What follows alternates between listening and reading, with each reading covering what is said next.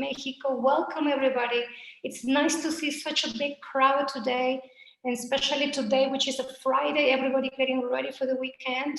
People from Morelos, okay, Mexico City, okay. So most of our attendees are from Mexico City and the surrounding area. Okay, so welcome everybody today. Okay, from Estado de Mexico, okay, very good. Mexico City, okay, Morelos, Morelia. Wow, such a big crowd. I'm so thrilled to see all these people joining on from different parts of Mexico. Sometimes parts that I didn't even know existed, so nice. All right, so let's get started a little bit so we give time for more people to join in. Ixtlahuaca, okay, welcome, Estado de Mexico, okay. All right, just the way you are interacting now, that's going to be our interaction this afternoon. All right, so thank you for joining today. Today we have an interesting webinar to share with you, especially now in this very different situation we are living now, which is the lockdown. Luckily for some states, some freedom is allowed now. People can go out in the streets. Nevertheless, we still cannot go back to schools. More face-to-face encounters have been suspended, and we are forced to be teaching now online, which this seminar is going to help you a lot, because we are going to share with you some tools that you can share or that you can use immediately with your students. And I hope it's going to be beneficial for you. Okay, so welcome again, and we're ready to start. Okay, so let me see, because sometimes technology is not very helpful, especially when we are dealing live. Something happened here to the presentation. It cannot go live.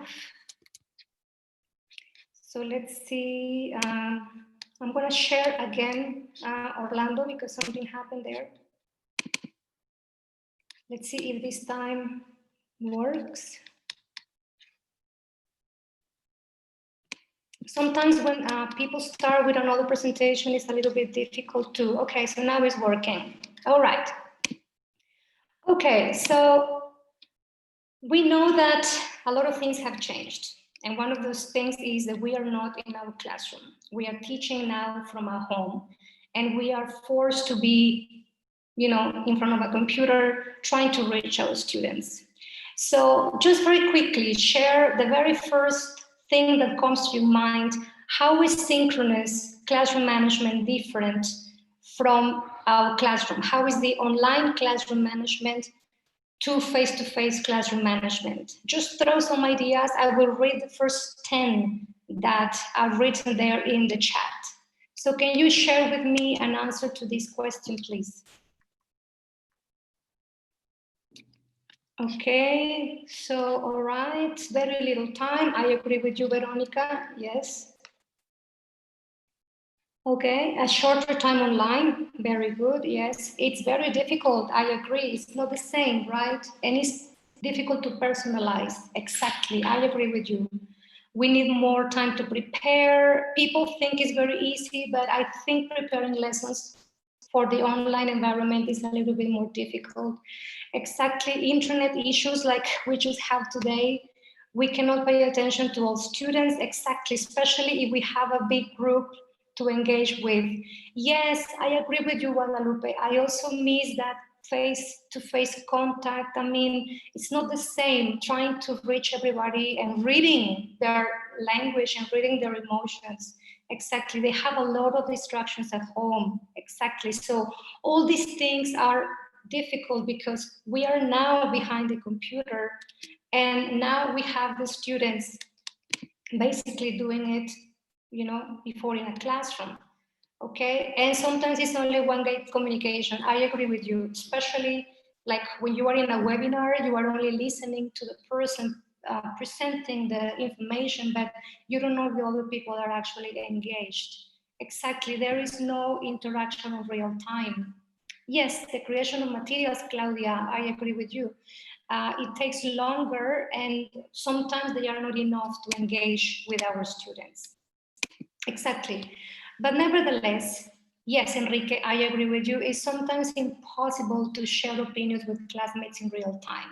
But thankfully today, we're going to be doing a little bit of how can you do synchronous and asynchronous teaching. And yes, the parents don't mind their children are taking lessons and they make a lot of noise. Yes, yes, it's horrible. How can they concentrate like this, right? Exactly. I agree also with Victor because he says that more preparation is needed. I mean, I couldn't agree more. You are absolutely right. Exactly. It's not easy to read their emotions. But nevertheless, it's important to say that one advantage of online learning is the fact that staying home can be an opportunity for our students to develop skills, but also ourselves as teachers. I think we were thrown in the water without any special tutoring on how to survive. We were not given any preparation when they say, now you have to prepare everything online, you have to teach online. And then it's, you know, it has been really a tough endeavor for all of us. But thankfully, we were welcomed by these incredible tools, right? And I know you have heard or you have used Zoom, which is now our medium. It became the medium because there were no other available. But I don't know, you are also familiar with Blue Jeans. Blue Jeans is also a platform that gives almost the same tools as Zoom. Again, we also have to deal with free versions and the versions that you have to pay, but we can get a lot from the free version. Exactly. Yes, we all need training for that. I agree with you, yes. Okay, and also we have Google Meet. Until very recently, Google Meet was a little bit obscure, but it offers the same tools as Zoom with the only disadvantage that you cannot share a lot of interactive materials. Yes, I also have some issues with Meet, Paola. Somehow it blocks, and sometimes you cannot listen to the people, and then it becomes a little bit chaotic. But Zoom normally is now a little bit more, you know, friendly, and it's easy to use, easy to learn. There's a lot of help also on YouTube on how to uh, get the settings, how to do breakout rooms. Exactly, Google Meet does not allow break rooms like Zoom, which I think is an amazing tool because it is actually like having the students working together in pairs.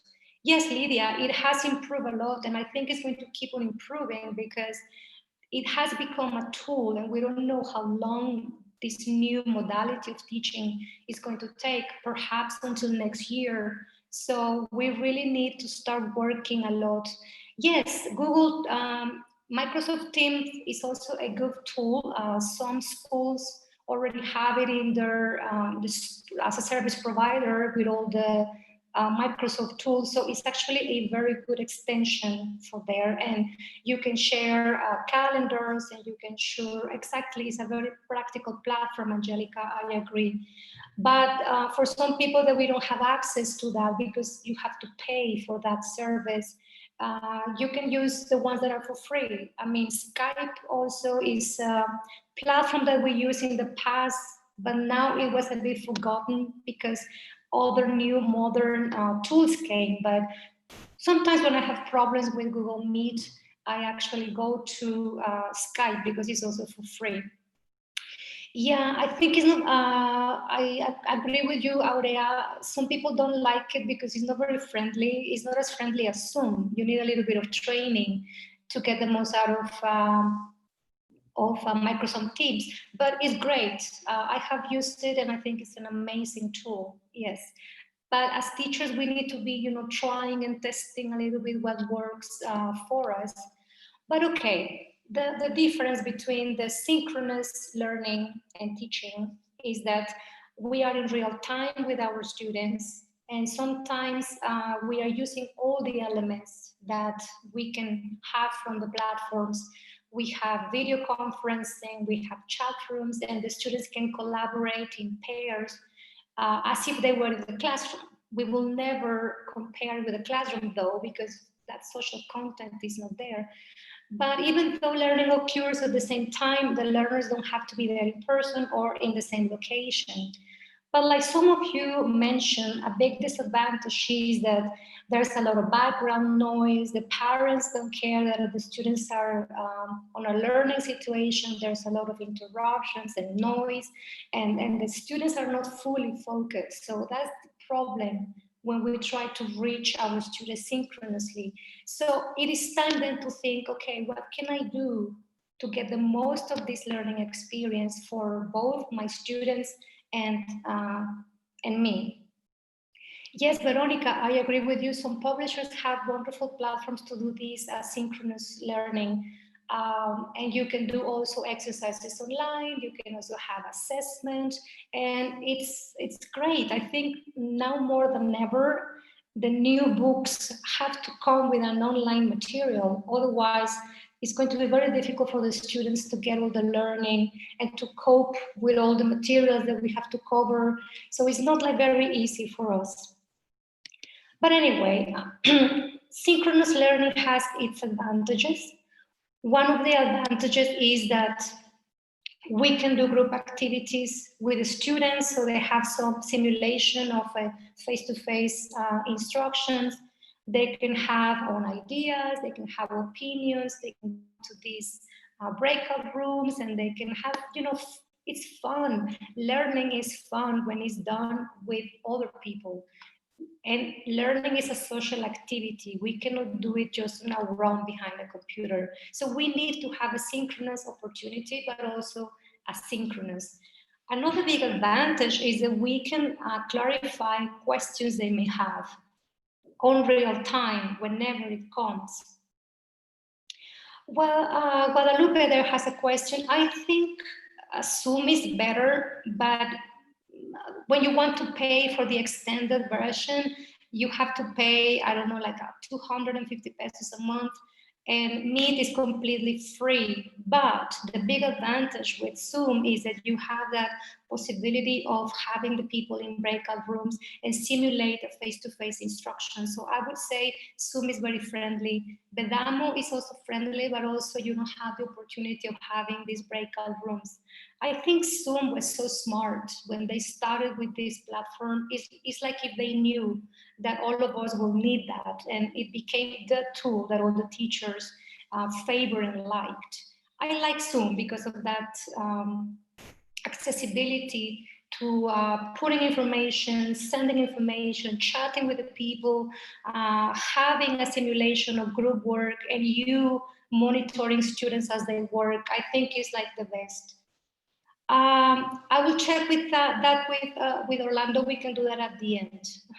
Yes, Claudia, thank you for agreeing. I think Zoom is really, really useful. Yes, thank you. We will share the information that we have here in our slides.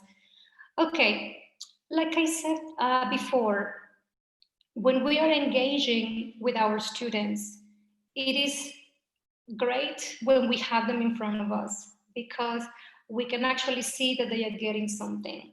And it's a social construct. And it is better when we have this synchronous opportunity, okay? And sometimes it is not possible because we only have 1 hour of class versus the other hours that we had at school, but we have to learn to make the most of it. Okay, so Bedamo also has breakout rooms, yes, but it's a way heavier and it might be slower than Zoom. Yeah, thank you for sharing that, Orlando. I haven't really used Bedamo a lot. I only use it once or twice and I love Bedamo with you have like a blackboard and you can take your notes and you can show the notes as it was in real life. That's what I like about Bedamo. But you can also do the same with Zoom. When you share your screen, different tools that you can share with the students, and you can also have there like a virtual board. That's also very helpful as well. Okay, so technology sometimes is crazy. Yes, we don't know, the students don't have access to the internet, or sometimes we don't have access to the internet and it becomes chaotic. All the students cannot join at the same time, or sometimes in many households, They only have one computer for the whole family. And when we schedule our class, chances are that the equipment will not be available for our students. So then how can I still get my students to adhere to our training schedule? Well, the solution for this is to incorporate some asynchronous teaching as well. And again, we need to know all the tools that are available there because we need to have just that. We need to get a little bit of asynchronous teaching and learning.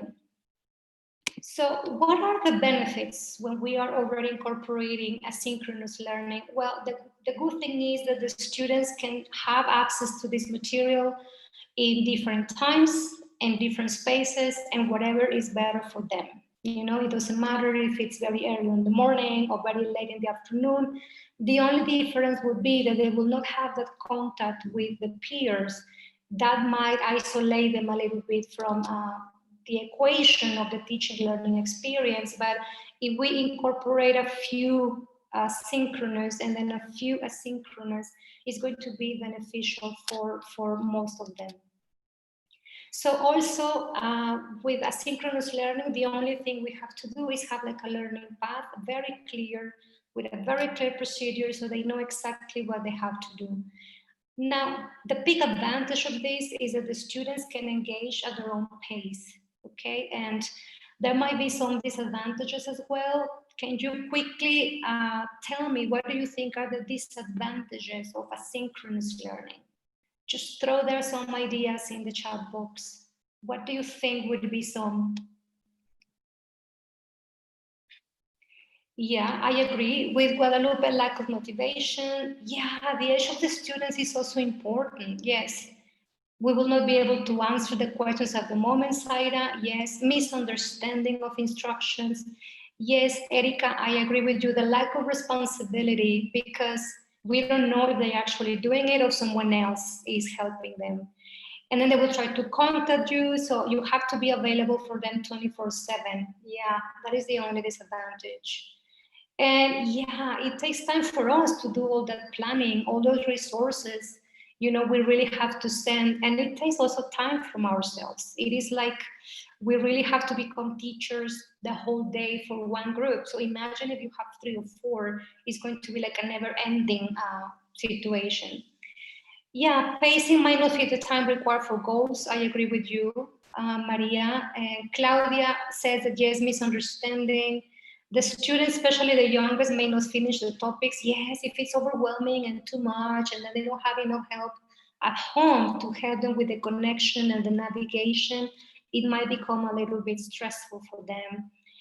Yeah, or exactly, Alejandra, what if they are actually having the time to Google some situations? Even, you know, it's so easy just to escape for a moment and then just get the answers.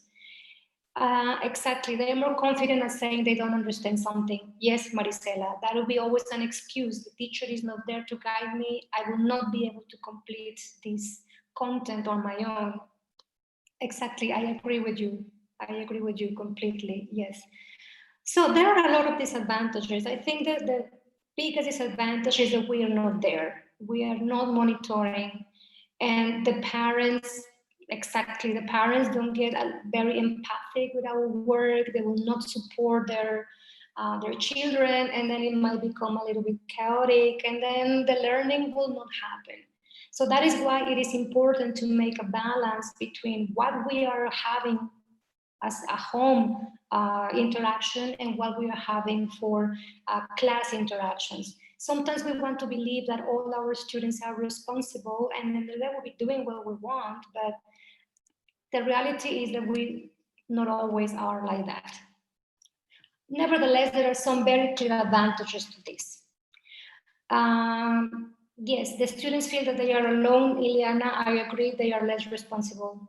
Totally, totally. So it is we need to be very clear on the goals and the learning path so they can actually become a little bit, more responsible. The chance to get the class anytime could be a good chance for people with variable schedules. Yes, Enrique, that is a clear advantage for this. Yeah, and I agree with you, Guadalupe. Sometimes the parents are so tired, especially now with the lockdown, they have to become part-time teachers of the children, and then they realized it was not as easy as it sounds. So what do we have for the advantages here? Yeah, I agree with you, Andrea. The parents end up doing the activities for the students. Yes. So the advantages is that, okay, in the ideal situation, it will be a more comfortable learning environment. The students will have more time to reflect.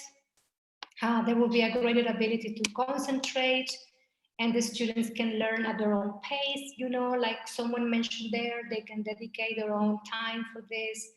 There will be more time allotted for assessment on your end because you will have more time to grade or to do assessment.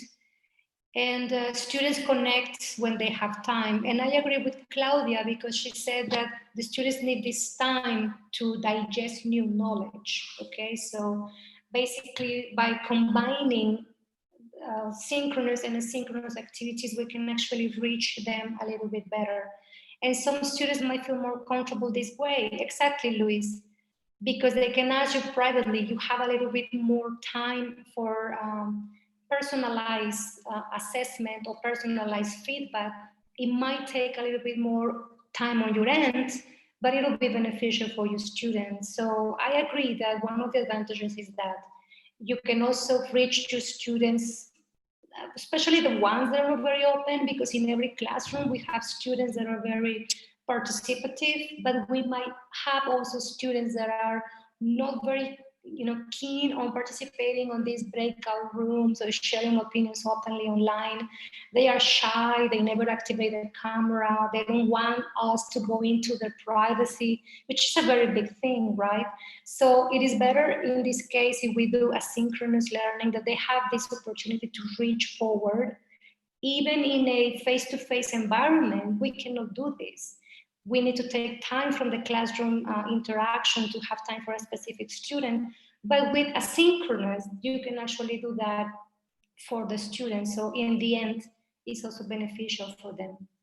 Exactly, Alejandra. We need to reach somehow a combination and a balance of both so it becomes practical for everybody. Sometimes not for the parents, but it will be practical for us and our students.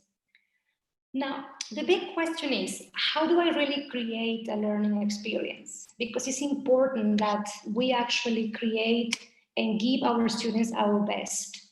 So there is a very good technique suggested by William Horton. He writes that the best way to reach my students asynchronously is actually by having absorb activities. So that is the one part, absorb activities. And then we have do activities. And then we have connect activities. Yes, Maria Guadalupe, I agree with you. The fact that we are doing different and variety of activities, it can give us an opportunity to monitor students all the time. And yes, Victor, I agree completely that it's important that we demonstrate that interest and energy in our students, because in the end, we are going to be the ones responsible for the learning. And we are all in the same situation everywhere. So having a little bit of empathy for whatever is happening on their end is going to help us actually give them what they need. So according to Horton, he says, if we sort of like take care of these three areas, absorb, do, and connect, we are going to reach a balance of asynchronous and asynchronous. So let's explore them a little bit in detail. So what do we mean with absorb activities? Well, basically we are aiming at activities that students can do on their own. So for example, I don't know if you are familiar with Google Art and History. If you haven't, you really have to try this. If you go to your Google site, Google Suite, you are going to find a little globe, and then it says Google Earth, and then next to it there is Google History and Culture. You can find a lot of nice activities. You have museums, you have also sort of like people going on an adventure, photographers taking pictures in the wild, and you can create a sort of like a movie. When you present a movie in the classroom, this will be a movie but in the computer. And the good thing of this is that you can create a little bit of listening comprehension activity. So you can do a little bit like, I don't know if you have heard of it, it's a web quest. You, for example, let's suppose that you are exploring this one that says 7 Spanish sites to explore from home. In the end, you give them a little bit of a questionnaire where they will be ticking the different places that are suggested in there, giving a description of everyone. So it becomes like a web quest. It is a nice way to engage students when you are not there. And then in the next class, when you have to become together again in a synchronous activity, you can discuss what they saw, what they like. It is really a very nice tool. I really love this one from Google. And obviously you have TED Education, which is an addition to the TED Talks. The only difference is that TED Education is actually oriented for elementary school kids and secondary school children. Sometimes they can even come with already a whole lesson plan. They give you a lead-in, they give you a warm-up, and then they give you the video with some comprehension questions. A big advantage as well is that the topics are very ad hoc for teenagers. So it can be from very simple things like why do you have some pimples in your face to why you cannot sleep at night. So, you know, educational and with some very cool ideas for teenagers, which is very difficult sometimes to convince teenagers to go and do some activities online. And you also have TED education clubs. These are more like conversation clubs. Uh-huh. Okay, so basically it is really, really, really great. I don't know if you are familiar with this. Have you used some of them? Do you like them? What do you think of them? Have you used some of these that you can actually say if you find them useful? Just share some ideas there in the chat.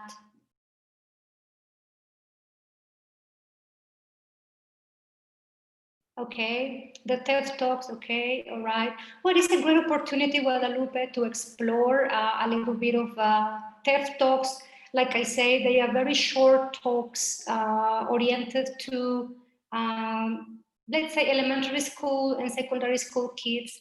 And actually, they are really, really great, very nice topics about history and culture. And then you normally have a questionnaire at the end, exactly. And they're very, very helpful. Yes.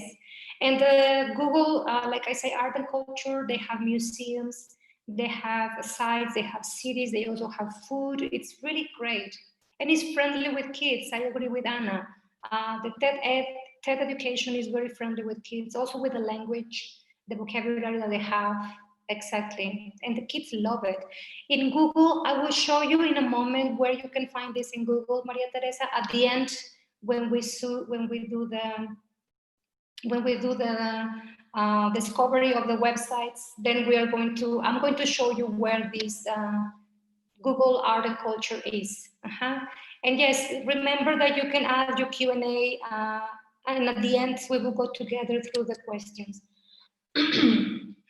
Okay, so what are the activities that we have here? On Google, it is called Google Art and Culture, and it's part of the Google suite. Yes, we will see at the end what it is, so you have no problem finding it later on. So we're talking about absorb activities when the students are going to do activities on their own. So basically, we can give them information practice, reading comprehension, answering comprehension question, listening to lectures like the TED education or TED. The difference with the normal TED and the TED education is that the TED is normally longer, is oriented to a more mature public, and TED education is only oriented for elementary school kids and junior high school students. You can also send some podcasts. There are some wonderful podcasts now on the internet. If you're an Apple user and you have iTunes, there are a lot of podcasts that you can download and see, so it is actually great. You can ask them to watch videos. They have copyright issues, Patricia, TED education, but you are free to use them because they are actually there. And you can use them on YouTube. You can use them on the school platform as long as it's only oriented to education. I have used them with my students and I really don't have a problem.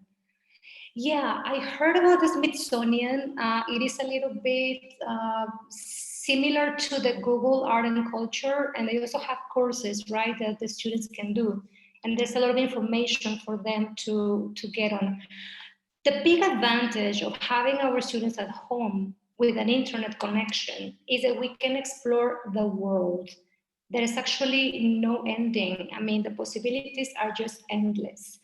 And another thing that you can do as well is record your lesson. You can record your lesson on Zoom. You can even record your PowerPoint presentation or your a Google Site presentation. So basically, there is no stopping you. Whatever you want to use to reach your students asynchronously, it'll be easier for them to do. So a very friendly platform that I've been using a lot now is basically the G Suite. If you're familiar with all these icons, for example, you have the calendar where you can actually get the students to know exactly when to hand in their papers or the homework or when the lesson will take place. You can also send them, if everybody of all your contacts are in the same calendar, they will receive notifications when something is due. You also have the Google Classroom with a lot of, you can also have your own assessment tool in there. You can upload grades, you can upload documents for them to study. It is actually like having a little box with all your resources in your classroom on a face-to-face situation, but now you will have it there in your computer.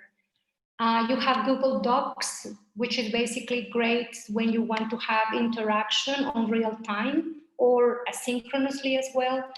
The good thing is that when you share a Google document with a public access, that means your students public access, they can contribute to your document, and it's fantastic. I mean, it's just creating a piece of work where all the students can contribute, and it's actually like you open it and then you see the words appearing when all the students are contributing to the same thing. And obviously you have the Google Drive, you have a lot of storage. You can upload their videos, your presentations, the classroom content. So it is like having all your resources there available for the students. You can also block the ones that you want the students to access at a very particular time so they don't access all the information at once. The only difficulty is that once you make it public, everybody will have access to it. I mean, the students. You just have to be careful that you don't give them the opportunity to edit the material, because otherwise it will be, you know, everybody will be tampering with the content. So just make sure that you know how to put this privacy on, that only they can share, they can see, they can download, but they will not be able to edit any information from there. The one over here, the one that is in purple, is Google Formats.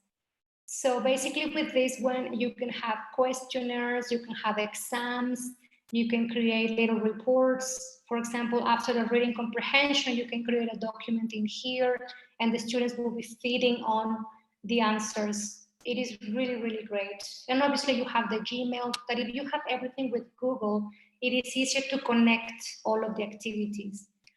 I don't know if you have used the transmission of a video.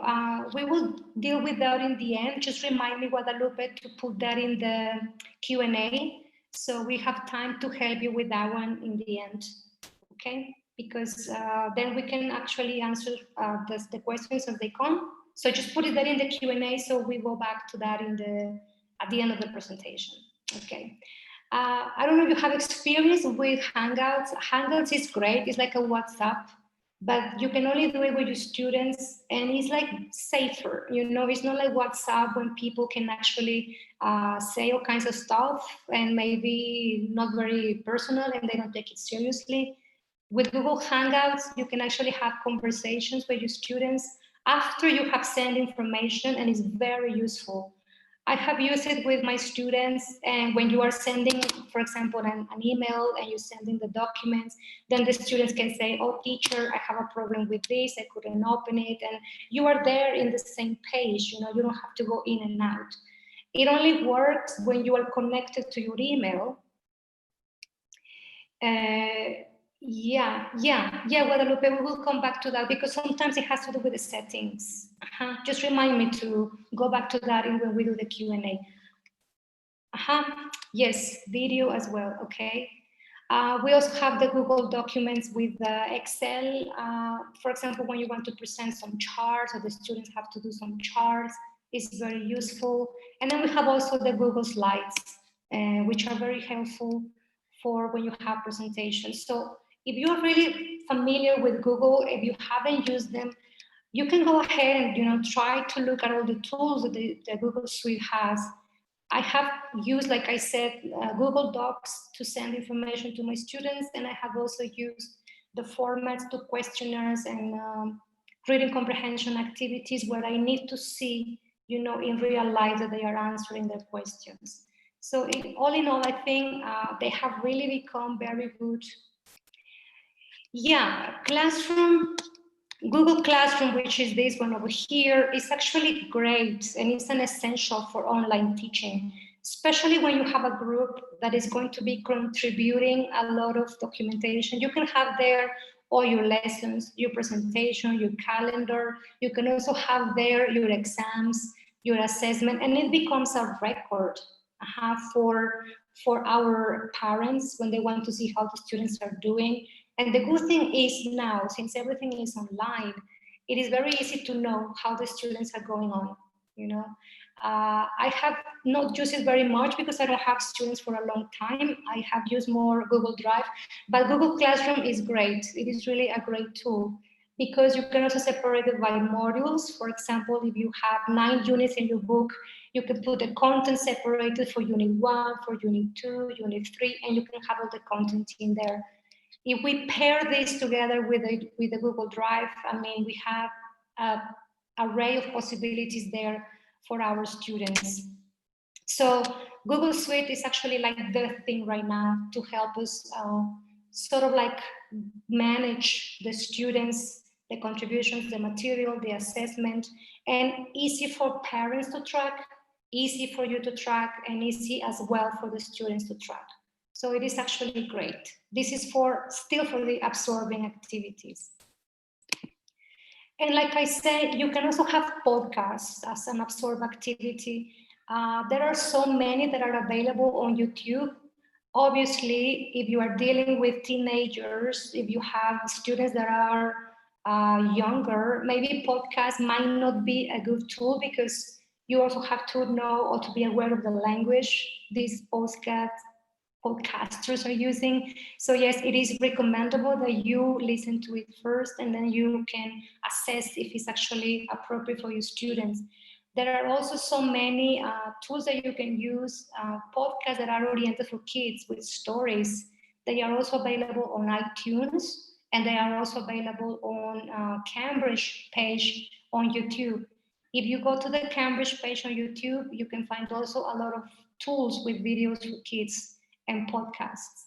I have used this one that says English Learning for Curious Minds. This is a great tool for teenagers because they have like very nice topics for the students. After the podcast, you can assign some specific work that they can do during the class or that they can do after the class or they can do asynchronously. The good thing with podcasts is that we are exposing our learners to different pronunciations. So you have people from England or Irish, or you have this one, the Aussie English podcast. Sometimes they have very amusing stories and it's really, really great. So like I say, just be careful because then the language might not be appropriate for your students. But if you take a look and if you see what can help, sometimes they're very long and then you can tell your students, okay, only listen to 10 minutes, 15 minutes, and then you can discuss the content. Which is better?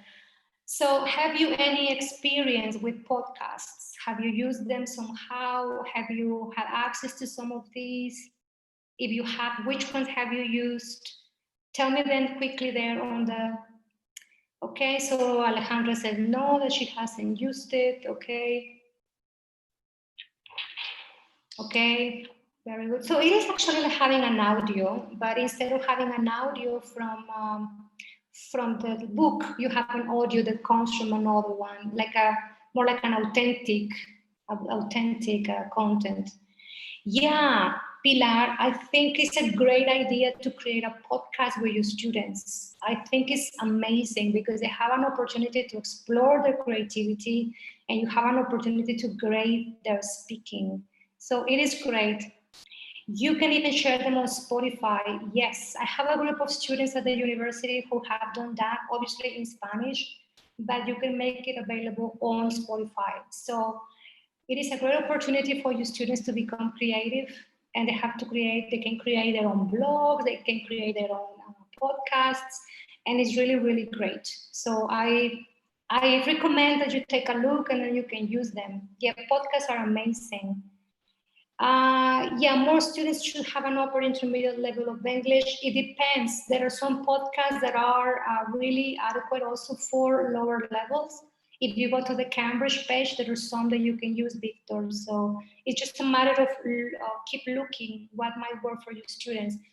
However, you can use one podcast as an example, Victor, and then from there encourage your students to create one on their own with their own capability and their own abilities of the language. So it could help.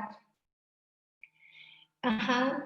Exactly. So you create a podcast yourself. That's a good idea there from Orlando. And then you can just share it with your students and then they can create their own. And it can become a project-based learning. Exactly. So that is one of the things that you can use.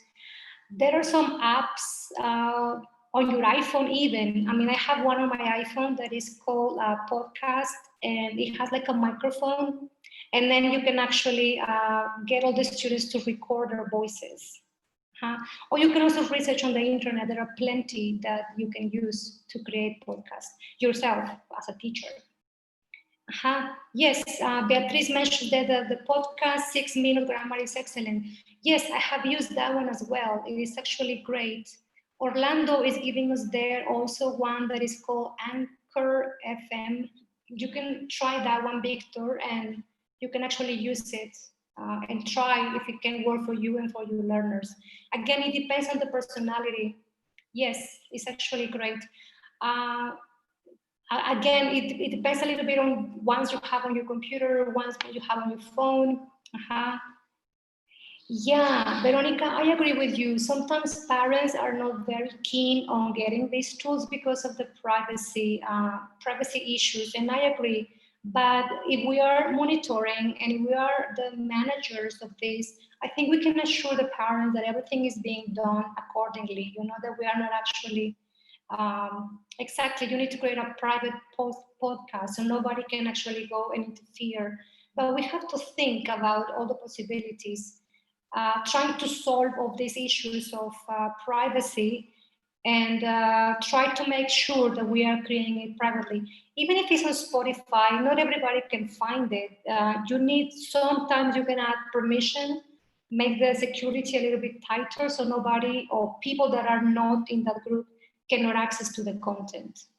So that's a good idea. Okay. Very good. So Eva says that some the students listen to a short audio and then they change the sequence by recording 2 minutes. Yeah, I mean they can also do it on WhatsApp. I mean, not all, it will not be a podcast per se, but it will be a good way for you to assess what they are doing. There's another tool in there that is called Podcast Insights that might also be good for you to check so you can actually see if it is available or if it's actually suitable for your group of students. Okay, so podcasts are great. I mean, if you have all kinds of students, like I said, Cambridge has some very good ones that you can use and it's great. Another thing that we say, you can also record your presentation. You can do, for example, a presentation on PowerPoint or on Keynote if you are a Mac user. You can even put set the time that the students are going to be doing this, and you can create activities that they can do asynchronously while they're following your presentation. It will be like if you are there in real life having this with your students, but they will be just following your presentation. I think it's also a great tool because the students don't have to be there seeing the presentation with you in the classroom. You can assign this as a homework, or when you want to extend. You can record your own presentation. For example, PowerPoint has a little command on your tools that it says record. And for example, I use Keynote, and there is also a little circle that says record. So you go with the presentation as I am doing right now, you record your voice, and then you are the presentation keeps on going, and then you can have it all add-on circle. Yeah, I have just choose because there's a button in there, and you can record the presentation and send it to your students. It's actually great. I think it's great because it allows you to reach them when you're not there, and they can follow it. You can do it with PowerPoint, and you can also do it with Keynote. Depends on how you are accessing this information from where. Very good. We also have learning platforms. Yes, I could send that information or links for absorb activities. I would gladly do that, Ariana, for sure. The app for recording the podcasts, Paola, or for the presentation. Yes, exactly. We will make the slides available for your consultants. Thank you there for the for recording presentations. It is actually a button that you have there in your PowerPoint. You just have it is in your tools, and then it says record your presentation. Okay, we can see that at the end as well. We can have a presentation open and show you how you can do this. Okay.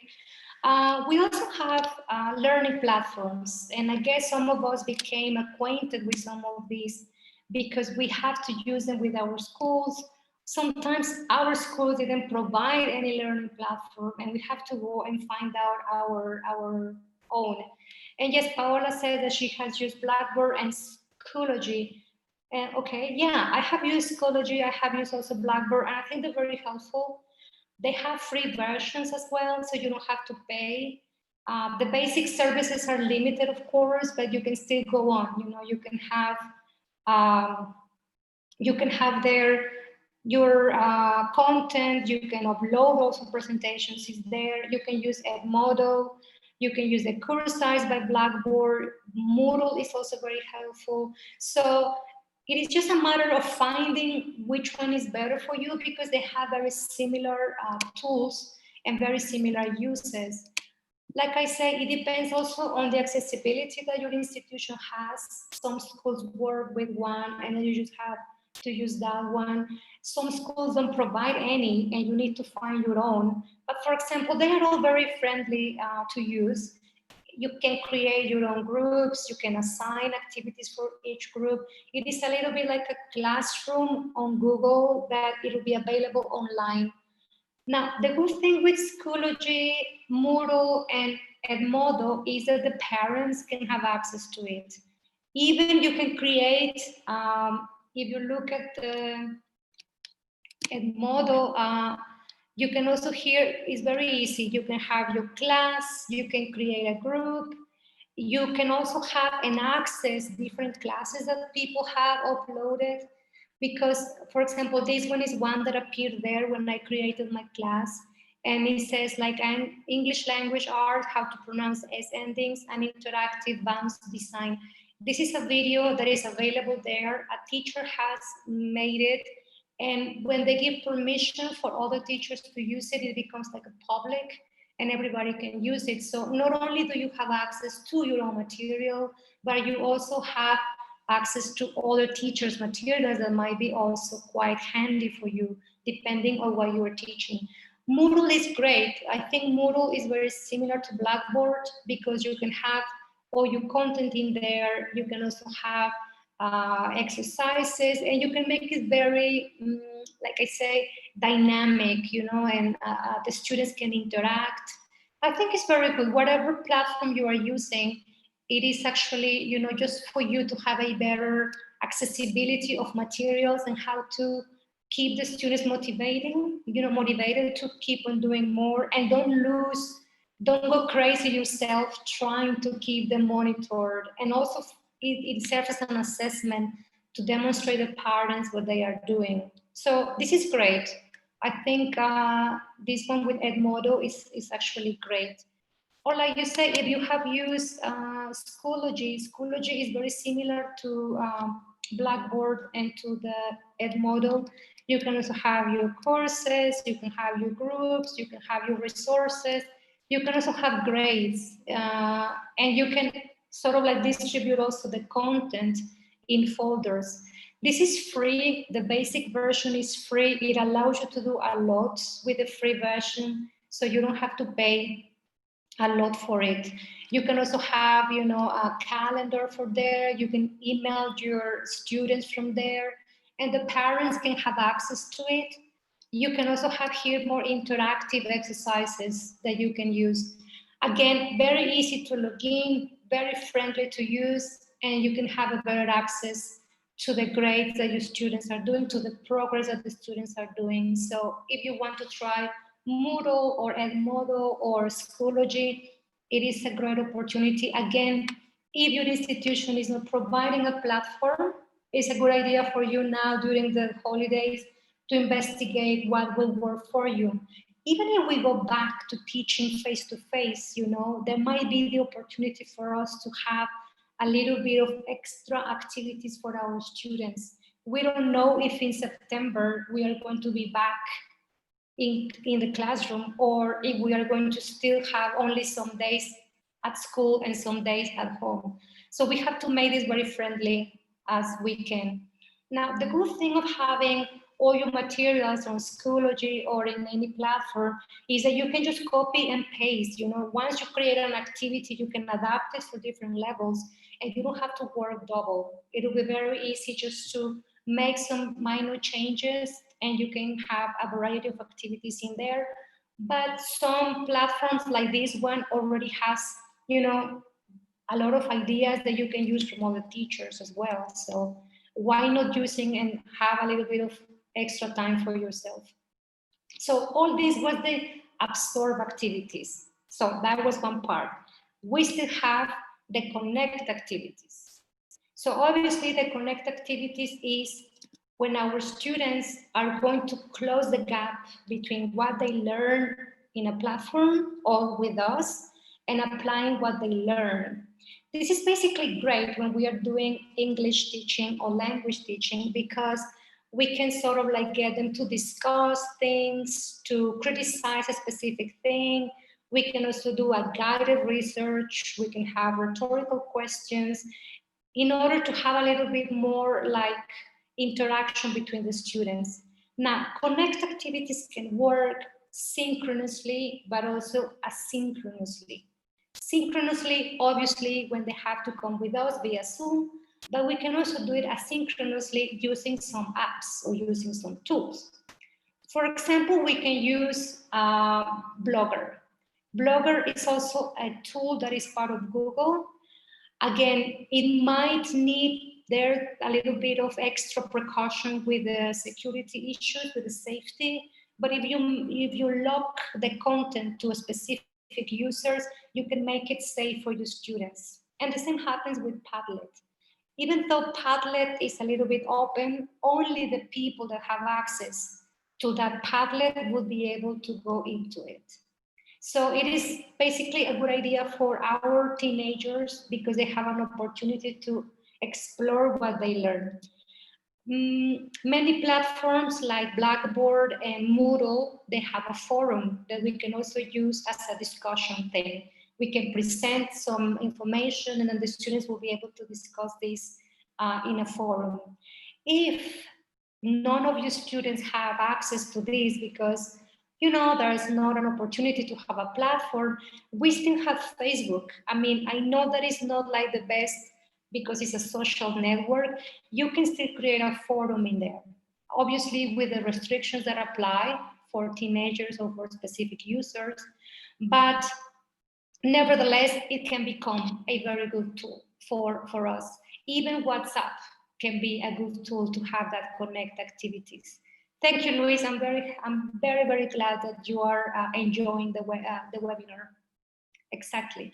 So again, it all depends on what you want to do with the content.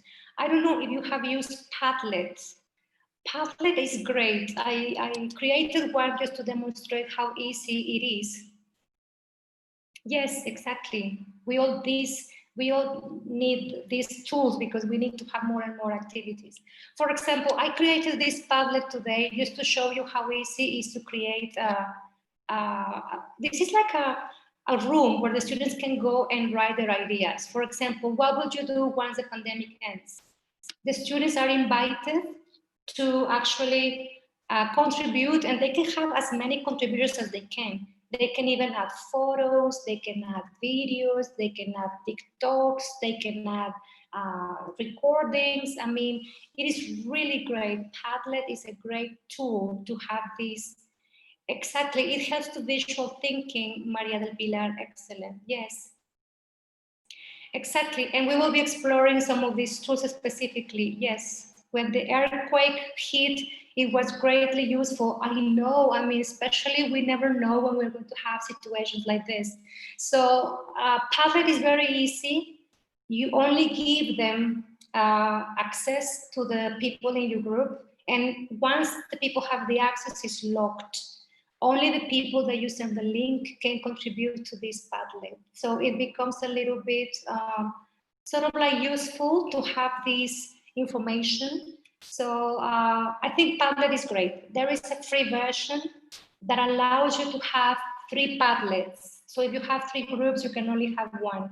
But the other one you have to pay. I think you can pay, I don't know if it's 300 pesos per year, but it is great because it's a friendly environment where the students can connect and give their own ideas. You can also have the blog. Again, you can do a blog with your students where they have to contribute, and you can make it safe for them. So only the people with access to that blog will be able to contribute. And again, the other day I saw a group of students that created a newspaper in a blog.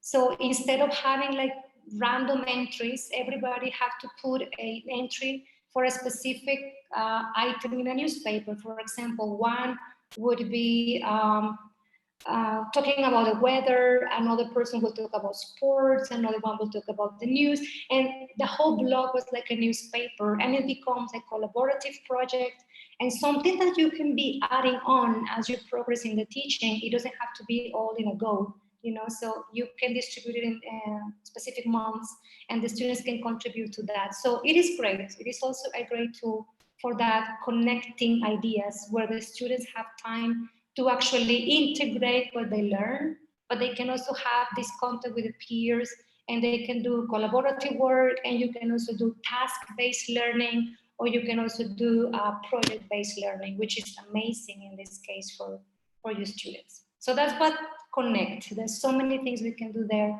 to connect. But now let's go to the do activities, because the whole idea is to keep the students busy when I'm not there. So what can I do to connect, to do this, to the do activities? That's when I transform information into knowledge and skills. So this is where I got them to practice. I have to do a little bit of hands-on work. I can ask them to participate in teams, you know, like a follow-up of something they were doing, and I can do small projects. The good thing with small projects is that there are also a lot of tools that you can use for your students. One that I particularly like, and I don't know if you have heard, it is called Teachers Pay Teachers. I think this is a great tool to do web quests. For example, I like this one because it talks about history. It tells you here, obviously, that is for 9th, 10th, 11th, and 12th grade, depending on the interest of your students. But for example, this is like a whole project that the students already did. But you can have your students research this project so they can do something similar on their own. Or you can have sort of like a web quest where they have to find specific information. Again, this is for free. You can sign in for free, and you can also contribute some of your students' projects to this. It's excellent. It's like a community of teachers sort of like enriching everybody's work. You have categories like you have language learning, you have history, you also have math, chemistry, all kinds of projects there. But it is actually great. You just need to find a little bit. Yeah, there are many resources in Teachers Pay Teachers, and some are for free. Yes. For example, this was for free. There are some that you have to pay, or you need to have access to the, let's say, the higher one that where you have to pay. But even the ones that are for free are amazing, are really, really great. I love web quests because the students also enjoy, exploring things and trying to find some information. So they actually work great. So these are also like connecting and doing, and at the same time, it can transform into a project or something that they can follow up. So it is, I love this one, especially because I love history. I love this one. I read it, and you cannot believe it's done by students of 9th grade. I mean, obviously the teacher did a lot of the work behind it, but it was really, really amazing. So what can we do to get best results? If we put it in sum, the best thing I can do is if I use asynchronous delivery to absorb activities, the ones that we mentioned before, and if we combine asynchronous and synchronous for do and connect. So whatever I have to do with the absorbing activities, I have to make sure that the students do it when I'm not there because it's going to be time consuming, and I only allow the time for discussion for the do and connect activities. So that is a great idea for making this work in your own ending, especially now if you are going to resume your lessons at the beginning of September, or depends on how the whole situation advances. Now, you may say, okay, this is great, Rosie, but how do I start? How do I make this work for me, for my students, if I'm teaching elementary school or if I am teaching secondary school? Well, it's very simple, as long as you set the clear rules from the beginning. Because we are all in this together, I know that the students need to know what they need to do, even if I'm not there. But it's very important that I set the learning outcomes. Okay, what students are expected to be able to accomplish at the end of the module. Okay, Maria del Carmen, we can go to that question at the end. Oh, you want another webinar where we can have different websites? Yes, we can do another one. We just have to get in touch there with the teacher training and Mexico City, and we can make one, obviously, because we are here, a community of teachers helping another community of teachers. So just keep it in there as a comment at the end so we can actually consider that. Excellent. So again, learning outcomes. I need to be very clear on this. I need to be clear on the teaching and learning objectives, okay? What the students will do and what the teachers will facilitate.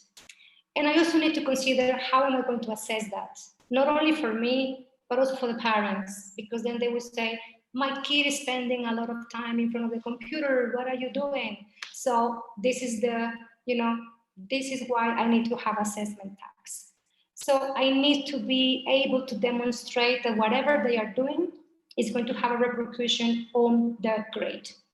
And for this, it's very important that I have a very clear teaching instruction, okay? So how can I reach my students asynchronously? Again, if we make a summary of this, we can record our lessons via Zoom.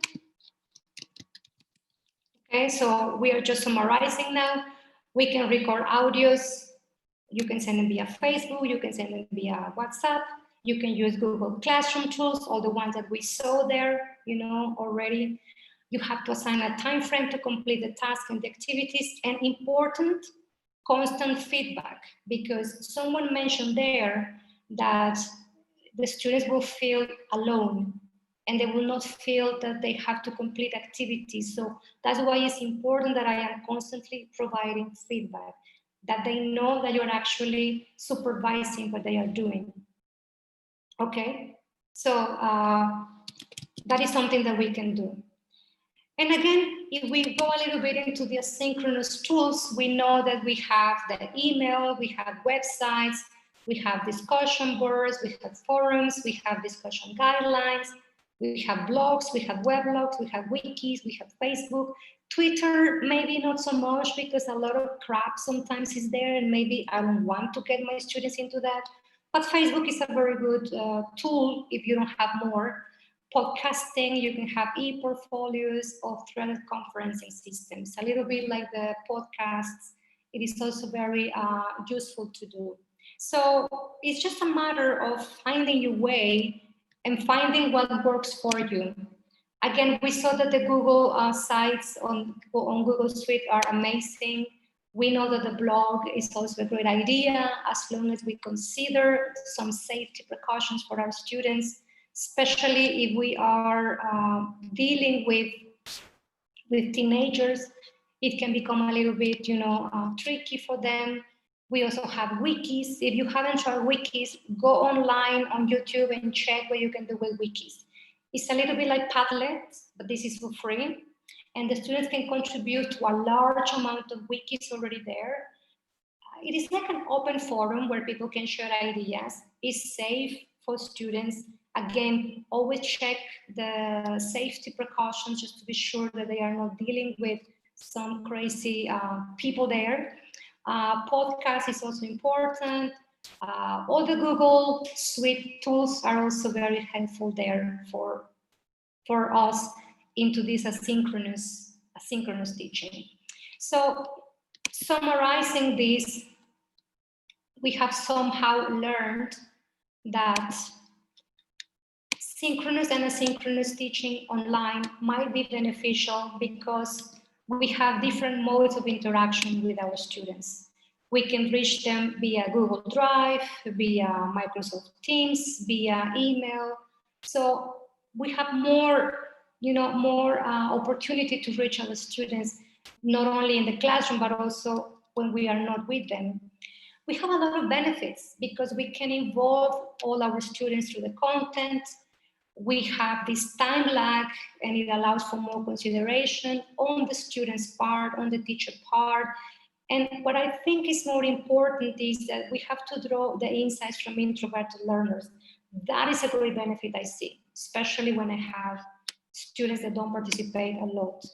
And yes, and we have to create rules when the students took some classes. Yes, Veronica, this is very helpful because otherwise it can become chaotic, especially if you have 25 people interacting 50. So it actually can become quite a problem for teachers. And also we have also the big disadvantage that we don't have that verbal clues, and like someone mentioned there at the beginning of the webinar, there might be misunderstandings and wrong assumptions about things. So if we learn to cope with the benefits and the disadvantages, we know that we can use it in our own benefit because we can gather different insights and different inputs from different people, and we can reach our students even knowing that we're not there. It is a way that we can keep closer to them, and we won't miss them so much because teaching is a social encounter.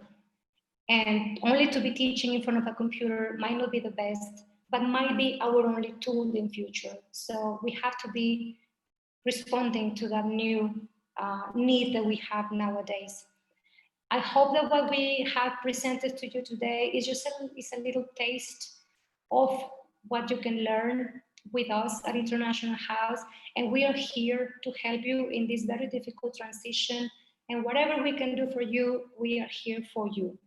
So I want to thank you for all the attention that you have.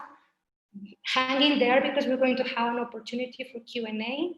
So on my behalf, it is all for me so far. I will be at the end with Orlando answering your questions and specific questions that you can have. Okay, thank you so much for being here today. I don't say goodbye yet. I will be here with you. Thank you, Eva. I'm glad that you really enjoy it. Thank you, Montserrat. Thank you, everybody, for being here with us today. And thank you very much, Rosie. I think we should all give a very nice round of applause, for Rosie. A virtual one, I guess, like with hands and everything, I guess. So because Rosie, she's also very busy. She has a very busy agenda, but we're very happy to have her over with us, as part of our series of webinars. Hi, Martha. Hi. And so again, as usual, you get to see my face again. I'll be joining you, for every single webinar, just to, give you some information on all the things that you could do with IH. And I'll have the pleasure, of working with you on the final webinar that we have timetable for this series of webinars in 2 weeks from now. But because, yes, so two things, because today we are talking about teaching online. I would like to thank you, Susanna. Lovely to see you again. Fantastic. Well, lovely to read you, that is, because I cannot see you, right? So because we're talking about online teaching today, in this series of webinars, we would like to officially launch a really useful program that I think everybody is going to benefit from truly quite a lot.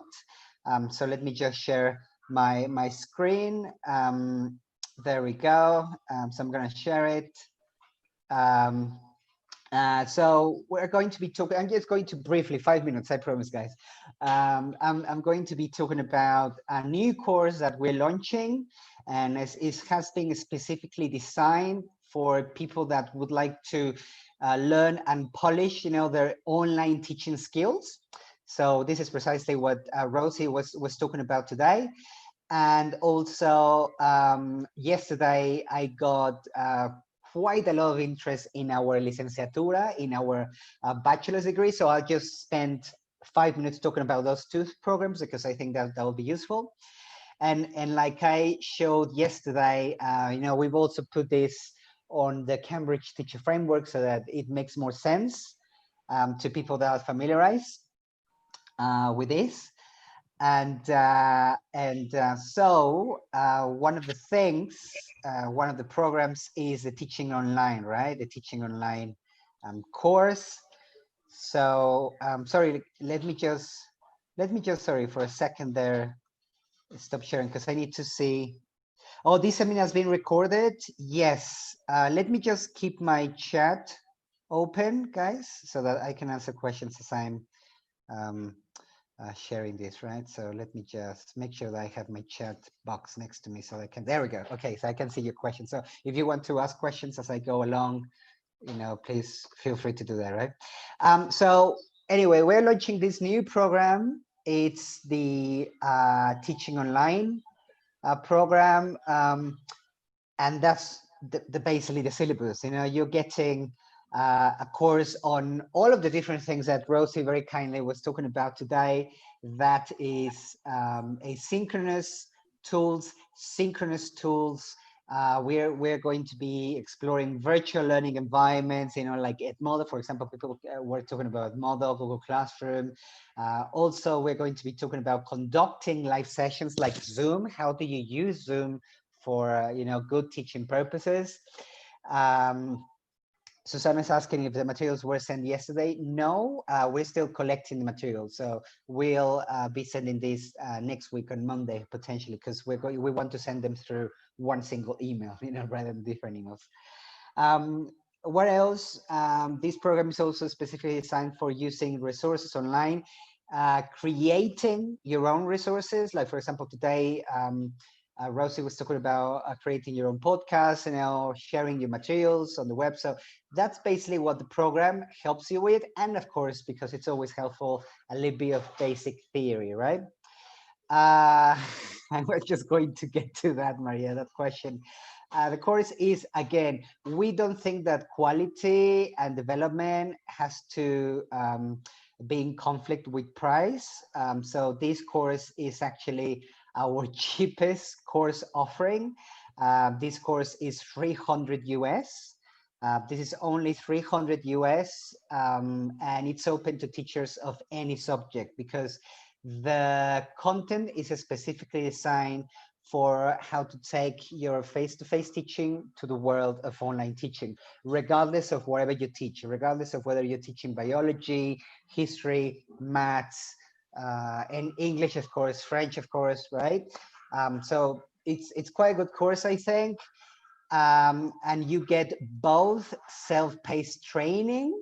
So basically you can take the course at your own pace, because the course is, again, on a completely self-paced platform. Aurea is asking if Apaguitos. Yes, we also have installments. So yes, definitely, we can also offer that. Just get in touch with your academic advisor, your academic assessor, advisor consultant at IH, and we can definitely fantastic. Okay. So yes, there you go, Aria. So Monday to Friday, or Saturday or Sunday, you can work on this course at your own pace. There is no specific need to be available online at any point. So you decide when you want to take the course. However, at the end of the course, you can also book individual tutorials with your online tutor. And just to show you, because I think it's always nice to see what kind of course you are taking. I thought it would be nice to have a very brief kind of like journey on our website. So I'm gonna send you, let me just go to our website, the website where we're giving, there we go. I think you should be able to see it now.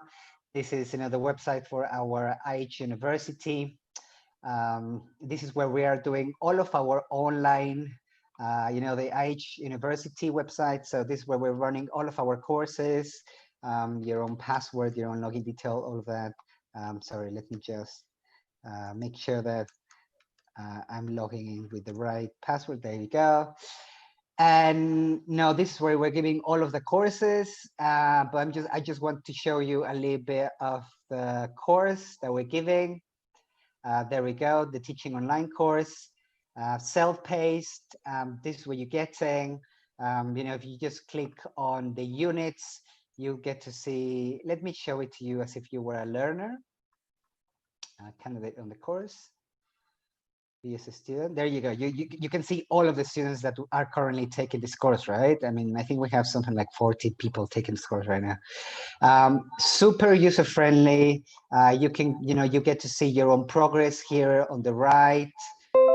Very easy, very, very friendly. So for example, if you click on start, it will just take you to the activities you have to do. You're getting videos on the lessons that you have to do. With Unit 4 now. For example, this is me. So far on the course, we've been talking class, about for managing and teaching example, online courses, as you well as also have asynchronous. things like, let me see, you also have things like interactive activities. You have another video, and then you have objectives and forum tasks. So this is, like one course where we are, trying to help you with as many resources as possible. Things that you should learn, infographics. You also have interactive tasks. For example, if you click here, you'll be able to take a quiz. The quiz are interactive. So this is a course that is self-paced, and then at the end of the course, you can also book individual, there you go, personalized support with your tutors online, so that, for example, if you want to, I don't know, maybe at school, your coordinator has asked you to take your teaching online and develop a curriculum, or develop, I don't know, maybe you've been asked to take your learners online on Edmodo and you don't know how to do it. We're teaching you how to do that. For example, we have one module completely devoted to how to use Edmodo, for example, how to use and create your own materials. And you can also get individualized support, as part of the course, on how to do that. If you want to be observed teaching a class online and you want to get feedback on that, we can also make that happen, right? So anyway, I just wanted to share this with you because this was today's topic, for the webinar today. and there are so many people that are interested in this right now. And so this is our diploma, our diploma in teaching online, again by our new brand, International House University. So this is what you're getting, and I just want to share that with you today. And also very briefly, so if anybody is interested, just contact your IH Mexico academic consultant or write to me. Again, remember, ttmx@ihmexico.com, and we could even agree on those paguitos that you discussed, right? Yeah, exactly. And finally, the cherry on the pie. Oh, Fernando was, how much is it? Oh, only $300. So in Mexican pesos, it's something like, I don't know, something like 7,000, I guess, pesos for the teaching online course, but we can definitely give paguitos. That's right. Awesome. And then several people yesterday were asking about the Licenciatura Ejecutiva. So I'm going to spend just 5 minutes talking about that because I didn't really have enough time yesterday to talk about that. So again, we're launching our new brand, International House University. So we're launching our licenciatura in ELT. And again, remember that like the screen says, it's the only program in Mexico that will give you dual, so dual validity moderation, because it's a program that helps you develop your practice at BA level. How about the ones with ISO certificate? Get in touch with me and I'll be happy to answer those questions, Brenda, because maybe that's a bit more specific.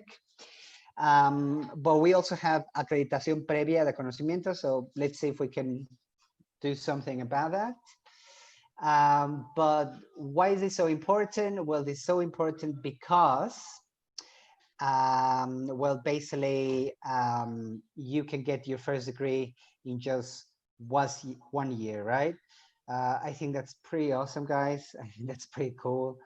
And the program has been specifically designed to help you, get your, up to speed with what you need at that level, completely online, but also, and this is a key differentiator, is that the program has also another program by Cambridge English Assessment embedded into it, integrated with it. So what you're getting is, by the end of your year of the licenciatura, is you're getting your cédula profesional, through the proceso de titulación, just like any university, like Ibero, Tech, whatever. Remember that there are some licenciados out there who are not licenciados because they never wrote their dissertation or their thesis. So yeah, no, we actually want you to get your cédula profesional.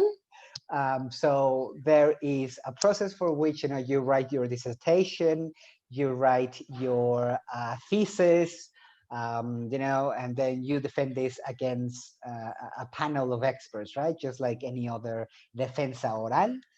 But once you get your cédula profesional, you also get that second qualification, which is recognized by both Cambridge Assessment English, so this University of Cambridge, and also World Organization, because this is the only program at BA level that has this embedded component recognized by Cambridge Assessment English, because this is a program that can only run through International House World Organization schools.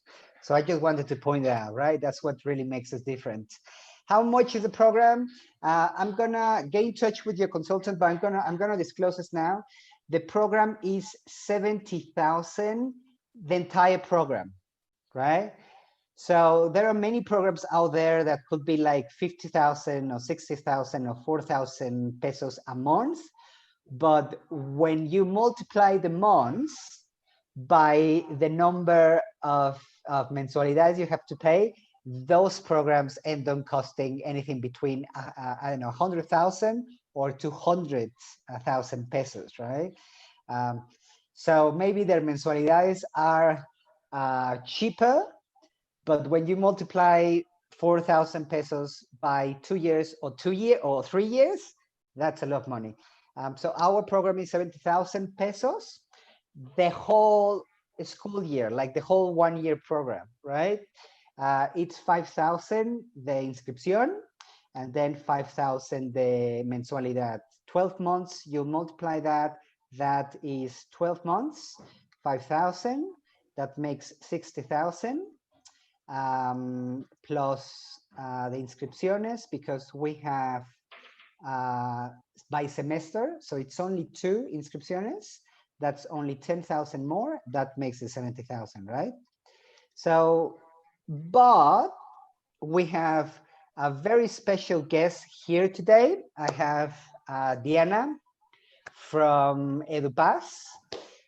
She's also one of our guest specialists and our guest speakers today, because we know that under these pandemic situations, you know, spending this amount of money is a lot, but we think that quality is not, again, it should not be in conflict with how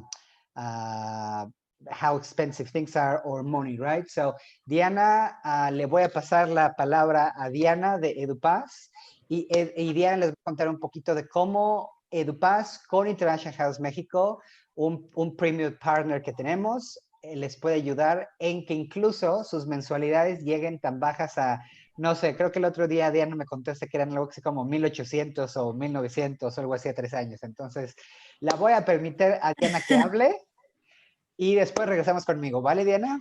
Perfecto. Hola a todos. Como bien comenta Orlando, soy Diana, soy asesora financiera de EduPaz. Y pues bueno, vengo a hablarle un poquito sobre nosotros.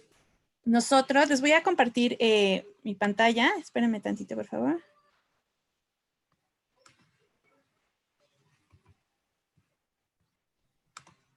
Listo. Ahí la ven, ¿verdad? Sí, perfecto, la vemos sin problemas. Perfecto. Ok, pues nosotros somos una financiera. Nuestro principal objetivo es el ayudar a financiar créditos educativos. Estos créditos pueden ser tanto nacionales como internacionales. La forma en la que nosotros trabajamos es la siguiente. Nosotros vamos a pagar el programa, el costo total del programa a la agencia, y la deuda se queda, bueno, obviamente del estudiante hacia nosotros, pero para pagar en plazos que van desde 6 hasta 36 meses. Las mensualidades son mucho más cómodas y van a depender también de los plazos que ellos elijan. Obviamente, sí, a menor plazo son un poquito más altas, pero también el interés baja. Y un plazo mucho más largo, pues bueno, implica una mensualidad más accesible, pero tal vez un poquito más de interés. Ahí sí nos vamos a adaptar muchísimo a las necesidades y posibilidades de la persona que esté buscando el financiamiento. Tenemos 3 requisitos para que una persona pueda ser beneficiaria del financiamiento. Deben de tener un rango de edad entre 21 y 69 años. Deben tener un excelente historial crediticio y una comprobación de ingresos. Esto de comprobación de ingresos nos referimos a poder comprobar, ya sea con recibos de nómina, con estados de cuenta bancario o con declaraciones anuales. Entonces, como podrán observar, pues tenemos un amplio rango para incluso personas que son comerciantes puedan tener acceso a este tipo de financiamientos. Nosotros podemos, ahí como bien está la diapositiva, tenemos varias formas de que podemos financiar tanto viajes, cursos, licenciaturas, como en este caso. Entonces, la verdad es que nosotros nos adaptamos a lo que se necesite. Entonces, creo que pueden contar con nosotros para poder cubrir el costo de esta licenciatura, ¿no? ¿Cuánto podemos financiar? Tenemos como mínimo 10,000 pesos, como máximo hasta 800,000 pesos. Como comentaba Orlando, bueno, el costo de la licenciatura que ahorita están hablando son de 70,000, entonces sin problema podemos cubrirla. Ahí están los plazos, como les comentaba, es desde 6 hasta 36 meses. Eso va a depender totalmente de la persona que su capacidad de pago y del monto que quiera pagar mensualmente. Nuestro proceso es 100% digital. A esto nos referimos en que tenemos una liga, que es la que aparece aquí de financiamiento EduPaz. Ahí el cliente se registra y debe de llenar unos datos muy sencillos para poder consultar su buró de crédito. Y en dado caso de que tenga un buen historial crediticio, pues se le da una preaprobación en 15 minutos. ¿Esto en qué nos ayuda a todos? Pues en que ustedes, si les comentan sobre la aplicación ahí mismo y le prestan una computadora, se puede cerrar hasta el trato viendo que ya tienen una preaprobación, ¿no? Entonces es una muy buena herramienta para que ustedes también puedan usarla y tratar de cerrar lo más posible cuando están ahí. ¿Ok? Nosotros hay que entender algo. El EduPaz no es para el que no puede pagar, sino para el que no se quiere descapitalizar. Es gente que tiene la capacidad económica para poder obtener un financiamiento. Se los comento porque de repente hay personas que dicen, oye, yo no estoy endeudado y de plano no me sobra dinero y por eso quiero el financiamiento. EduPaz no es para esas personas. Es para personas que tal cual no quieren descapitalizarse, pero tienen la posibilidad de hacer pagos mensuales y esto no les impide caer en una poca capacidad de pago. Tampoco tenemos garantías. EduPaz no pide ninguna garantía para poder otorgar sus créditos. La tasa es fija, tampoco se va a subir y además se queda en pesos. Si hay programas que sean en dólares, la deuda nosotros la traspasamos a pesos y se queda con nosotros en moneda nacional.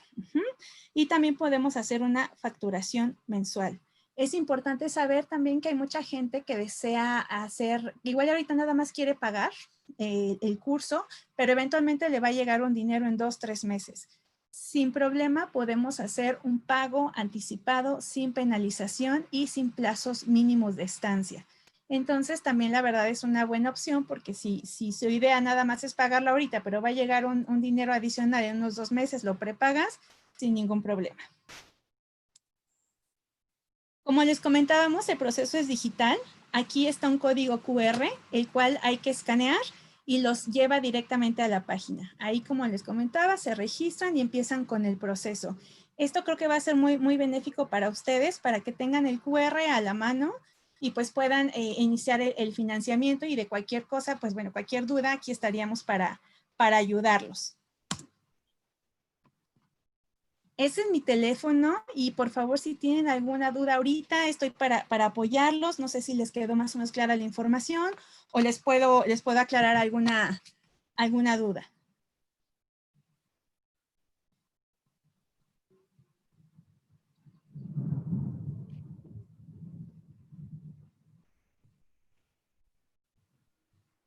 No sé si tengan dudas, Diana, pero también ellos también siempre están en contacto con sus representantes y Academic Advisors de IH México. Entonces, por supuesto, yo sé que tú estarás al pie de cañón ayudándonos para que todos los candidatos puedan tener cualquier tipo de ayuda con financiamientos.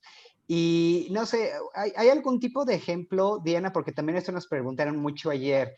Si yo quisiera pagar mi licenciatura de 70,000 a 2 o 3 años, ¿hay algún tipo de ejemplo de cómo podemos hacerlo?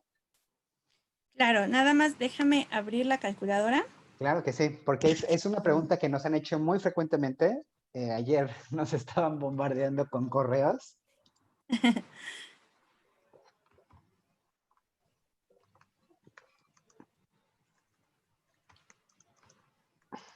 Mira, aquí sí ven mi pantalla aún, ¿verdad? Sí. Ok. Aquí vamos a poner los 70,000 pesos y el plazo a 36 meses. El pago mensual quedaría de 3,335 pesos. No, perdón. ¿A cuánto dijimos? A 36 meses tengo este. Sí, perfecto. Y este es que sería el más perdón, largo. Ya no vimos ahí tu calculadora, vemos tu PowerPoint presentation. A ver, espérame, déjame lo pongo. Tienes que hacer new share. ¿Ahí ya la ven? Ya. Perfecto. De este lado puse el monto que se estaría solicitando, que es el importe del curso, la mensualidad, digo, el plazo, discúlpame, y aquí está la mensualidad. Perfecto, una mensualidad de 3. Con lo que podemos ir jugando respecto Okay. a plazos. Por ejemplo, si aquí yo me voy a 30 meses, esta es la nueva mensualidad, ¿no? Entonces, aquí es lo que realmente tendríamos que checar con la persona que estuviera interesada para ver qué tanto puede aportar y a cuánto quiere irse con su financiamiento. Y para nuestros clientes, porque también tenemos muchos maestros y coordinadores y maestros de Quality Circle y ellos tenemos un súper descuento. Tengo que checar bien cuánto es, pero me parece que es entre el 15 y el 25% de descuento, pero podrías hacer un ejercicio 70,000, ¿cuánto es menos el 15%? Mira, Serían... el menos son 10,500. Entonces, multiplicado por 0.85. A ver, y si entonces nada más fuera 59,500, ¿no? Así es, exacto. Ok. No, pues están buenísimas. La mensualidad de 36 meses quedaría en 2,835 pesos. Oh, wow. Ok, ok. Eso sí es bastante atractivo, exacto. Excelente. Ok, perfecto. Bueno, pues esto nos ayuda mucho porque había mucha gente que nos estaba preguntando sobre los plazos y algo más específico. Claro, no, y siéntanse por favor con la confianza. Yo sé que van a salir muchas dudas conforme vamos utilizando el sistema y vamos haciendo cotizaciones, salen muchas dudas. Entonces, por favor, ya tienen ahí mi teléfono, cualquier duda, cualquier simulador que quieran hacer, con muchísimo gusto los apoyo. Perfecto, excelente. Bueno, pues muchas gracias, Diana, por unirnos y excelente, estamos en contacto. Claro que sí, que estén muy bien. Hasta luego. Perfecto, gracias. Bye. Bye. So guys, we just wanted to have again, somebody from EduPass join us because we received an awful lot of questions yesterday. And so let me just finish. Sorry, this is something that I shared yesterday. People were also asking about other webinars. Remember to join. We have another webinar next Wednesday that's on keeping your students motivated online. We have expert Heather Gaddis. She's also helping the United States Embassy, giving webinars also for teachers, that are engaging in online teaching right now. And also we have another webinar on Thursday on how to make the most of speaking lessons online. We are going to have Ricardo Fajardo. Some of you know Ricardo Fajardo, so I hope that you like him and enjoy his teaching because you're going to get him next week. How you can join, I'm going to copy paste the links here. Just give me a second so that you can join directly. So I'm going to copy paste the links right here in the chat box. So there we go. That's one. I'm gonna give you the second one, and in the chat box again. Oh, sorry. Let me just. There we go. There's another one here. There we go. Number 3 comes right now. Number 3, and also number 4, right? So those are the 4 links if you want to join. Again, please do register because we do have a limit of how many people we can hold in these webinars. I think they're quite interesting, quite useful. And also what's happening with the webinars is every single webinar, we bring you a different topic. Like today, for example, you saw sorry, I forgot to show you the mapa curricular of the licenciatura. So while I speak, let me just keep it on the screen. This is the mapa curricular for the 4 trimestres.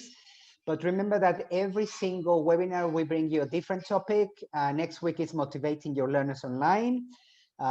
There's also going to be scaffolding tasks online. And then the week after that, it's writing online. So how to teach online writing, and then also how to, in my case, the final webinar will be on how to teach vocabulary online. In those 4 webinars, now we're going to take some of the tools that Rosie showed you today, and we're going to segment them. We're going to break them down. For example, in my webinar, we're going to be using 3 specific tools, and I'm going to have you create one at the end of the webinar. with, you know, with Google Forms, Google Docs, Kahoot, all of those different things. Also, Ricardo is going to be teaching you how to use, you know, things like Jamboard, for example. So in the next webinars, we're now going to take the tools that Rosie discussed today, and we're going to really break them down and giving you specific samples and even step-by-step instructions for how you could create your own tools, right? Your own activities, sorry. So I hope that you like those. Register. We do have a limit to how many people we can take in. And a reminder of what we can do for you. Oh, sorry. Where did my presentation go? There we go. So there we go. So again, please make sure that you join. We have so many wonderful things prepped for you. And I guess now it will be back to Rosie, right? Back to Rosie with questions. Is that okay with you, Rosie? Sure, I'm here. Yep. So I'm going to stop sharing. And yeah. If there are some questions, very specific, I think most of the questions that they had, you already answered. But if there are some specific ones that you want to know, I think there was a teacher asking for the Google history and culture, right? I don't know if that teacher is still there. Yeah, I think people were asking about like just simply like the apps and, you know, whether they are appropriate for teaching children and adults, I think. Well, most of the tools actually, for example, the Padlet can be actually adapted to teaching adults. The same with the blogs, or if you have these LMS platforms, you can also have all the material there also for adults. So with the difference that, for example, TED education is only oriented for secondary school students and elementary school, you can have TED Talks just like that, not the TED Ed, and TED are for adults. So basically, you can just adapt the content and it can be useful for adults as well. Fantastic, fantastic. Okay. So I don't know if anybody has any questions, guys. Anybody else? I don't know. Anybody else? Okay, well, Aurora says that the institution has a very strict privacy policy and they don't allow teachers to use anything besides Teams. Well, in those cases, then you have to make sure that whatever tools or apps that we mentioned, that they are compatible, most are, and you can upload videos also in Microsoft Teams. As there's only like a little bit of security, or you can ask the person that is in charge of the department there if you can upload certain documents or certain videos, and I think it's easy to do. You just have to ask for permission, I think. I think so. But many apps are suitable for all platforms. Yeah, that's right. Yeah, and privacy, you know, is quite an important issue, right? And you know, people are right. You know, it's something that it's double checking, but also some platforms allow for privacy or restricted privacy, right? So, so for example, like if you look at podcasts, you know, people were saying, you know, podcasts are not free. Well, two of the tools that we provide you with, one is Transmitter, and that allows for a private URL and a private feed. So I think it's more about also explaining this to the parents and explaining this to the coordinators before trying new tools out, so that they can see that things can actually be stricter, you know, with privacy, especially because, you know, we are working with kids, right? Exactly. With teenagers, it's always a big issue, and the parents are worried about that. But if you double check with your department there at school, and then you also check the podcast yourself first, you can make sure that there's no vulgar language and all the safety issues checked before. So, because we all want to have this enjoyable for everybody, not for you, for your students, and sometimes they get bored of the same content and the same tools, and we want to get a little bit more creativity into the classroom. That's right. That's right. That's right. Okay, so well, I think that would be all from us, I guess, Rosie. Is that okay? Yes. Thank Thank you. you. So thank you very much. And just before we go, I realized that I was sharing the wrong screen when I said you could see the mapa curricular for the licenciatura. So I'm gonna share it now. Can you see it? Yes, we can. Okay, so that's the mapa curricular. I was sorry, I was sharing the wrong screen. It's one of the things that happens online, guys. You know, sometimes either people share the wrong screen or there is somebody in the background, maybe hopefully not naked, right? So with Zoom meetings, in my case, you just get to see the white wall, right?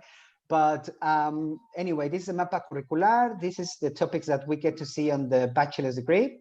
So again, if anybody's interested, get in touch with us and we'll be super happy to help, okay? So I think that would be all for now. Remember guys, register and we'll see you next week, okay? Thank you guys. And if you like the sessions, remember to say we love them and we might even have more sessions in August, okay? So thank you all for coming and goodbye guys. Bye. Thank you, Orlando. Ciao.